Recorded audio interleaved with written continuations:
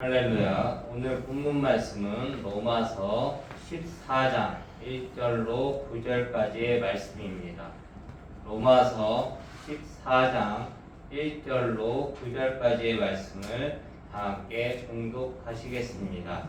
믿음이 연약한 자를 너희가 받되 그의 의견을 비판하지 말라.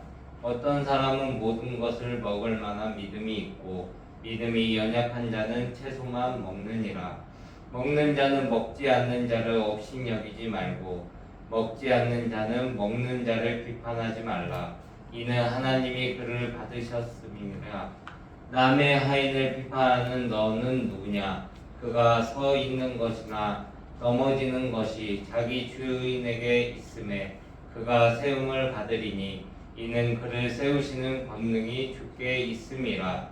어떤 사람은 이날을 전날보다 낮게 여기고 어떤 사람은 모든 날을 같게 여기나니 각각 자기 마음으로 확정할지니라.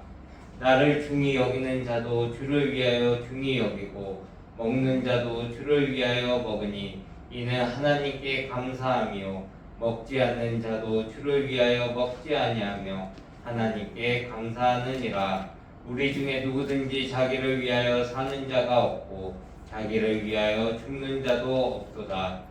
우리가 살아도 주를 위하여 살고 죽어도 주를 위하여 죽나니 그러므로 사나 죽으나 우리가 주의 것이로다. 이를 위하여 그리스도께서 죽었다가 다시 살아나셨으니 곧 죽은 자와 산 자의 주가 되려 하심이라. 아멘.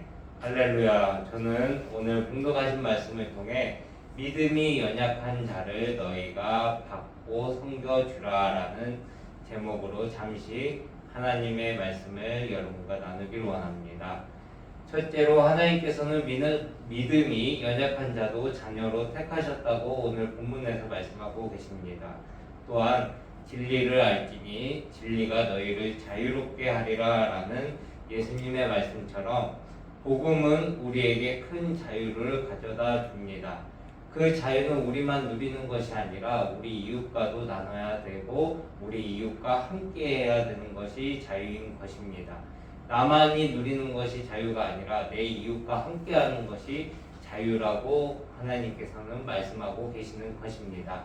특히 구약의 율법에 얽매여 살던 유대인들에게는 모든 율법의 구속에서 해방시켜 주었다고 말씀하십니다. 하지만 유대의 율법적 전통을 지켜오던 유대인 출신 신자들 중에는 음식 규례, 곧 레위기 11장에서 말씀하는 것을 지켜야 한다고 믿는 이들이 있었고, 또한 유대의 절기를 중히 여기고 반드시 지켜야 한다고 주장하는 이들도 있었습니다. 이로 인해 당시 로마 교회는 큰 분란이 있었던 것으로 레위기에는 나와 있고 기록되어져 있습니다. 즉 복음의 깊은 진리에 접한 자들은 믿음이 연약한 자들이 아직 복음의 진리를 깊이 깨닫지 못했다고 비웃거나 얕잡아 보고 믿음이 연약한 자들을 자기들의 신앙에 비추어 그 믿음을 강한 자들에게 강요하거나 그들을 비판하거나 또 그들의 자유를 우리 자유라고 주장하는 것들로 속하게끔 하는 것은 하나님의 말씀에 있어서 잘못되었다고 말씀하고 우리에게 교훈을 주고 있습니다. 이에 대해 바울은 또한 본문에서 이렇게 서로 비난해서는 안 된다고 역설하면서 특히 믿음이 강한 성도들에게 다음과 같은 교훈을 하나 더 주고 있습니다. 바울은 믿음이 강한 성도들에게 믿음이 연약한 자를 너희가 받으라라고 말하면서 그 이유에 대해 하나님이 저를 받으셨음이니라 라고 말하고 있습니다. 우리는 종종 복음의 깊은 도를 깨우치면서 그것을 모르는 사람들을 무시하거나 은연중에 상처를 주는 경우가 너무나도 많습니다. 그래서 바울은 지식은 사람을 교만하게 한다고 말하고 있습니다. 혹시 여기 계신 여러분들 중에서도 그런 적이 있지 않으신지 한번 생각해 보시길 바랍니다. 만일 그런 적이 있으시다면 이 시간 반성의 시간이 되고 또 오늘 말씀을 통해 바울이 우리에게 알려주는 그 말씀을 통하여 여러분도 잠시나마 회개하고 앞으로 그렇게 교만한 삶을 살지 않도록 노력하시길 바랍니다. 진정 복음의 도를 아는 자가 아니라 그 사실 속에서 하나님의 온전한 사실을 깨닫고 그 사실을 전하는 저와 여러분들이 되시기를 바랍니다. 또한 복음의 진리를 깊게 이해하지 못하는 복음에 연약하고 또 복음 앞에 나오기 어려워하는 자들을 그들의 생활을 우리가 돌보아야 합니다. 또한 그들에게 하나님의 사랑을 전하며 우리 역시 그들을 사랑해야 할 믿음의 형제라는 사실을 우리는 알아야 합니다. 또한 그 사랑을 우리가 주님께 먼저 받았으므로 그 사랑에 머물러 있지 말고 그 사랑을 전하는 자로 우리는 나아가야 합니다. 두 번째로 믿음이 연약한 자도 주를 위하는 사람입니다. 바울은 오늘 본문 7절에서 우리 중에 누구든지 자기를 위해 사는 자가 없고 자기를 위하여 죽는 자도 없도다라고 말하며 고린도 교회의 교인들에게 서로 다른 신자들 간의 관계를 상기시켜주고 있습니다. 이 상기란 무엇이냐? 서로를 이해하고 돌봐주는 것이 중요하다는 것을 강조하고 있는 것입니다.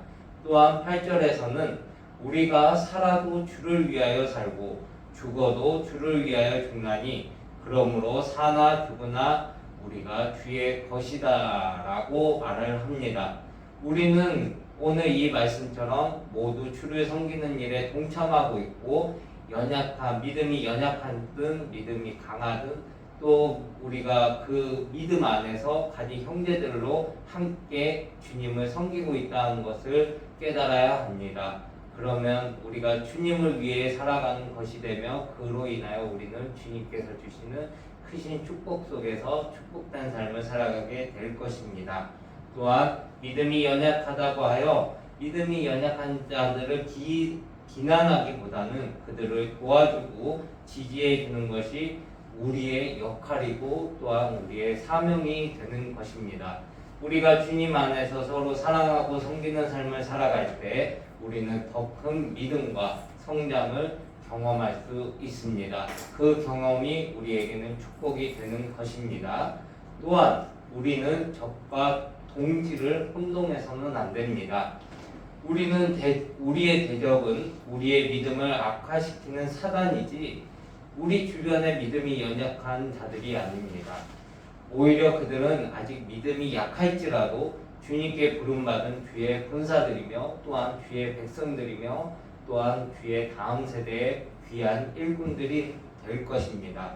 그러므로 그들을 비난하거나 그들을 판단해서는 절대 안 되는 것입니다. 그들의 믿음을 약화시키기보다는 그들의 약점 또한 그들의 약점을 우리가 담당해 줌으로써 그 믿음을 더욱 키워나갈 수 있도록 그들을 세워줘야 하는 것이 우리의 역할이 되는 것입니다. 그 역할이 오늘 본문 말씀에 덕을 끼쳐야 한다고 말씀하고 계시는 것입니다. 세 번째로 심판자는 오직 하나님뿐이십니다. 바울은 계속해서 남의 하인을 판단하는 너는 누구냐라고 반문하며 그 섰는 것이나 넘어지는 것이 제 주인에게 있음에 이는 저를 세우시는 권능이 주께 있음이라 라고 분명히 말하고 있습니다. 우리는 간혹 이 세상을 살아가면서 나보다 연약한 자, 또 나보다 뭔가 좀 부족한 자에 대해서 비판하고 그들을 판단하며 그들에게 권면 아닌 권면을 하며 그들을 우리의 잣대에 놓고 그들을 좌지우지하려고 합니다. 이것은 굉장히 위험한 행동이고 위험한 처사임을 알아야 합니다. 오늘 바울의 말과 같이 우리가 예수님을 알고 성경을 안다면 그런 모습들이 주님 앞에 다 죄라는 것을 알게 될 것입니다. 그러므로 우리는 삶 속에서 잘못된 교만으로 통하여 배불리는 일이 없도록 주의해야 합니다. 우리는 남을 가르치는 위치로부터 남을 섬기는 위치로 옮겨져야 하는 것입니다. 조금 더 알고 있다고 해서 남을 판단하고 비난하는 습관은 버려야 하는 것입니다. 그것은 하나님의 권한에 대한 월권 행위로서 중대한 범죄가 될 수 있습니다. 우리는 서로를 이해하고 격려하며 하나님의 사랑과 은혜를 나누는 공동체이므로 그 공동체의 역할을 감당해 나아가야 합니다. 또한 가족들 간에서도 또한 자녀들과의 관계 속에서도 또 부부 간의 관계 속에서도 또 내 이웃과의 관계 속에서도 그 어떤 누구도 나보다 낮은 사람은 없습니다. 그러므로 우리가 그들을 섬기고 그들에게서도 우리가 배울 점이 있다는 것을 깨달으며 그들의 연약한 믿음, 그들의 연약한 신앙을 우리가 도와주고 또한 우리 또한 그 연약할 때 있었을 때 우리의 신앙을 도와주고 인도해 주시던 주변 신앙인들과 또한 믿음의 선배들을 기억하며 그들을 이끌어 주시는데 앞장서시기를 예수님의 이름으로 간절히 부탁드립니다. 오늘 말씀의 결론입니다. 사랑하는 성도 여러분, 믿음이 연약한 주변의 내 이웃을 생각할 때 우리는 그들을 우리의 1대1 관계에서만 생각해서는 안 됩니다. 그들 사이에는 하나님께서 분명 계십니다. 먼저 그들은 하나님께 용납된 자들이며 하나님의 백성입니다. 또한 그들은 오직 하나님께 판단받는 하나님의 백성이며 그들 중에 또 하나님의 종으로 세워질 분들도 분명 있습니다. 그러므로 그들은 하나님을 위해 부름받은 우리와 같은 일꾼이라는 것을 명심하시길 바랍니다. 그러므로 그들을 대할 때 조심하시고 또 조심하시길 바랍니다. 우리는 그들을 판단하거나 방해해서는 안 됩니다. 그들을 그리스도를 위한 동기적인 입장에서 먼저 그들을 이해하고 그들의 약점을 보완해 주며 그들을 하나님 앞으로 인도해 주어야 하는 것입니다. 우리는 모두 하나님의 가족으로 또 하나님 안에 주님 안에 한 형제 한 자매입니다. 그러므로 주님 안에서 우리는 가족이므로 서로 사랑하고 서로 세워주는 공동체와 또 가족을 이루며 주님 앞에 함께 손잡고 나아가는 주의 백성들이 다 되시길 예수님의 이름으로 간절히 기도하고 축복하겠습니다. 기도하겠습니다. 사랑과 은혜와 자비가 무한하신 하나님, 저희가 연약할 때 저희를 섬겨주시던 믿음의 백성들 또한 믿음의 선배들을 기억하게 하여 주시고 그 인도함 속에 하나님께서 이끄신 그 인도를 통하여 이 자리까지 하나님의 은혜 속에 우리가 임하여 있고 하나님의 그늘 아래서 평안을 누리고 살아감을 고백합니다.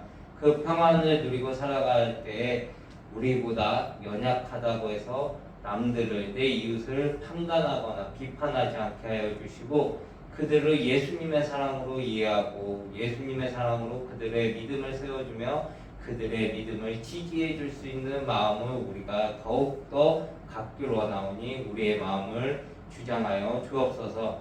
우리가 그들을 판단하거나 비난하지 않고 그리스도의 사랑으로 그들을 품어주며 격려할 수 있도록 주여 우리의 마음을 인도하여 주옵소서. 우리의 말에 힘이 있음을 고백합니다. 우리가 그들을 판단하거나 그들을 비판하는 입술이 되지 않게 하여 주시고 그들을 세우는 입술로 그들을 축복하는 입술로 그들의 삶 속에 하나님이 들어갈 수 있도록 우리가 그들을 세우며 섬기며 나아갈 수 있도록 우리의 입술 또한 주님께서 주장하여 주옵소서. 여기 모인 우리 모두가 하나님의 가족으로 서로 사랑하고 세워주는 공동체가 되기를 원합니다. 주님, 이 일을 행하여 주시고 이 일을 행함에 있어 우리의 부족함을 십자가 뒤에 모두 가려 주옵소서. 이 모든 것을 예수님께 맡겨드리며 예수님의 이름으로 기도드립니다. 아멘.